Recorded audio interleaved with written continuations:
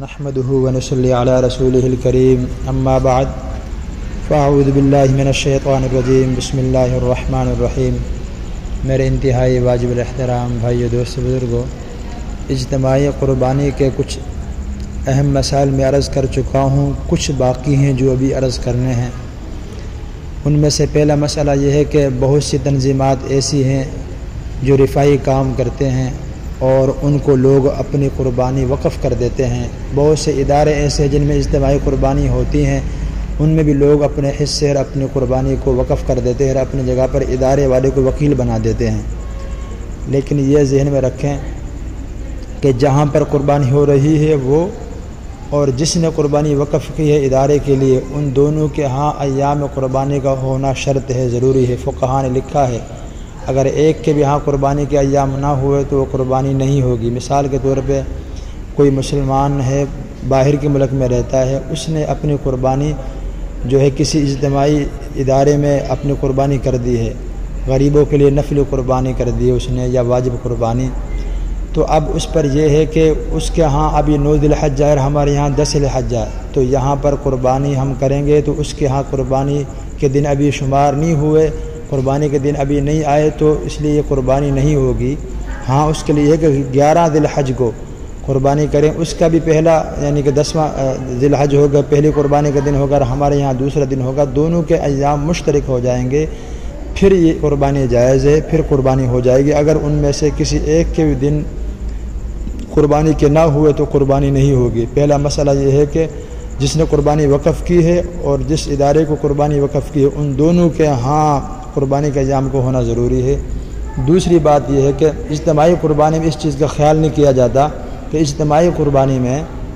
بہت سے لوگ شریک ہوتے ہیں اور وہ کسی ادارے کی طرف سے قربانی ہو رہی ہوتی ہے، کسی ادارے نے اس کا اہتمام کیا ہوتا ہے۔ اب لوگ اس کھال کے بارے میں جو ہے دل میں خیال اور خدشہ ہوتا ہے لیکن سوال نہیں کر پاتے، سب کو دیکھا دیکھی وہ کھال کو دے دیتے ہیں مدرسے میں یا ادارے میں۔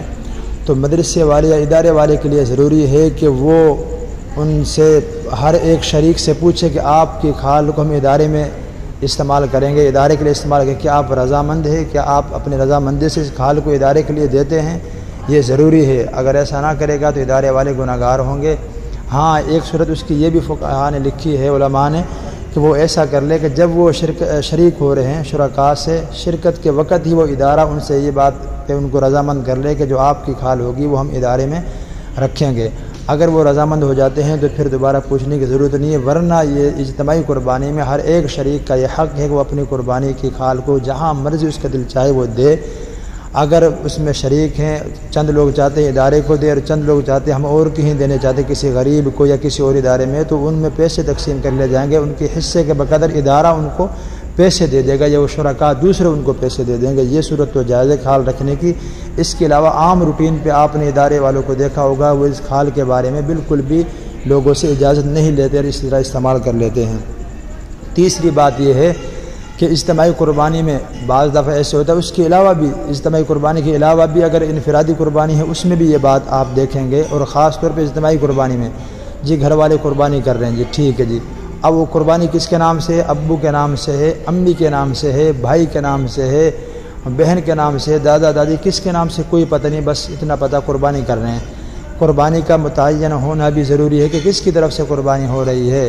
بھائی ہے، ابو ہے، امی ہے، کس کی دادا دادی نانا نانی کس کی طرف سے قربانی کی جا رہی ہے، اس کا متعین ہونا ضروری ہے، ورنہ دوسرے شرکاء کی قربانیاں بھی ضائع ہو سکتے ہیں۔ اللہ رب العزت سے دعا ہے اللہ ہمیں عمل کرنے کی توفیق نصیب فرمائے۔ وآخر دعوانا ان الحمد للہ رب العالمین۔